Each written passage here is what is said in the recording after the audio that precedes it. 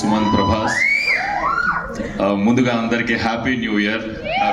ఇక్కడికి వచ్చిన మీడియా వాళ్ళందరికీ, ఆడియన్స్కి అందరికీ థ్యాంక్ యూ సో మచ్. మీరు అందరు వచ్చి మాకు ఇట్లా బూస్ట్ ఇస్తున్నందుకు డెఫినెట్లీ ఇది చాలా ఎంకరేజ్మెంట్ ఇస్తుంది. ఎందుకంటే ఈ స్టేజ్ నేను చాలా రోజుల తర్వాత ఎక్కినా. It's like 2.5-3 years almost. నా ఫస్ట్ సినిమా చేసిన తర్వాత ఈ సినిమా చేసిన. పాయింట్కి వచ్చేస్తే గోదావరి గట్టు పైన, డెఫినెట్లీ గోదావరి గట్టు పైన అన్న పదం మనం వినంగానే మన అందరికి గుర్తొచ్చేది ఈస్ట్ వెస్ట్, ఈ గోదావరి ఏరియాలన్నీ. నేను ఆ గోదావరి ఏరియాకి ఫస్ట్ టైం వెళ్ళినా నా లైఫ్లో, అంటే ఈ సినిమా షూటింగ్ కోసమే. దానికి ముందు వరకు నాకు గోదావరి అంటే ఇప్పుడు కృష్ణా రివర్, ఇట్లా గోదావరి రివర్ అట్లనే, సో ఇట్లా చాలా రివర్స్ ఉంటాయి కదా, అట్లా వన్ ఆఫ్ ద రివర్ ఏమో అనుకున్నా. సో ఈ షూటింగ్కి నేను ఫస్ట్ టైం పోయినప్పుడు తెలిసింది గోదావరి జస్ట్ రివర్ కాదు, అక్కడ కల్చర్ వేరే ఉంది, అది ఒక ఎమోషన్, అది ఆడ ఫీలింగ్ వేరే ఉంది డెఫినెట్లీ అన్న.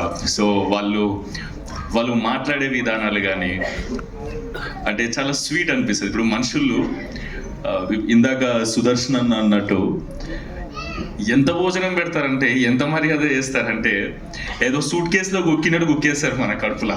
అది మనకే డౌట్ వస్తుంది, అది సూట్ కేసా కడుప అనేది. తిన్నాక లేచి నడవని కష్టమైతే అట్లా పెడతారు. నేను 4-5 కేజీలు పెరిగిన అడిగి పోయి ఈ భీమవరంలో ఉన్నప్పుడు. షూట్ చేసింది కూడా యాక్చువల్లీ మన ఈ వేల్పూర్, రేలంగి, అత్తిలి, ఇవన్నీ గోదావరి పారే ఏరియాలు అక్కడ సైడ్ ఏవైతున్నాయో అక్కడనే షూటింగ్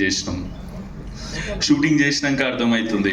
నా ఫ్రెండ్స్తో అంటుండే, ఎంత లక్కీరా వీళ్ళు, ఎంత కాదన్నా మనకన్నా కొంచెం లక్కీ ఇక్కడ ఉట్టి పెరిగిన వాళ్ళు. ఎందుకంటే వాళ్ళకు పొద్దున్నే అల్లారంతో లేవాల్సిన అవసరం లేదు. పొద్దున్నే పందెంకోళ్ళు లేపుతాయి, నాటుకోళ్ళు లేపుతాయి. వాళ్ళని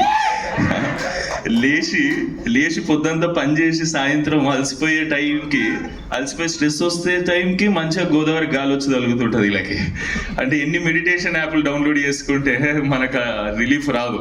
ఎన్ని చేసుకున్నా అక్కడ నువ్వు గోదావరి పక్కన నువ్వు అర్ధగంట అటు ఇటు నడిస్తే, నేను చెప్తున్నా కదా, ఏదో యూట్యూబ్లో గంట సేపు మెడిటేషన్ మ్యూజిక్ పెట్టుకొని నిన్నంత రిలీఫ్ దొరుకుతుంది, అంతకన్నా ఎక్కువ దొరుకుతుంది. డెఫినెట్లీ న్యాచురల్ ఏసీలో పుట్టి పెరిగారు వీళ్ళంతా.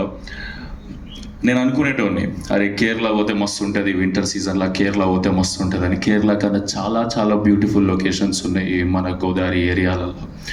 అండ్ నేను పర్సనల్గా ఎక్స్పీరియన్స్ చేసిన. అంటే నేను దానికి ముందే ఒక 2 months బ్యాక్ కేరళ పోయి వచ్చిన. నాకు ఈడికి వచ్చినాక అరే ఇంత మంచి ఏరియా, ఇంత దగ్గరలో మన తెలుగు స్టేట్స్లో పెట్టుకొని నేను అంత దూరం ఎందుకు పోయినారా అనిపించింది. నా ఫ్రెండ్స్ని అందరిని వేసుకొని పోతే 50,000 ఖర్చు అయింది, వేరే విషయం.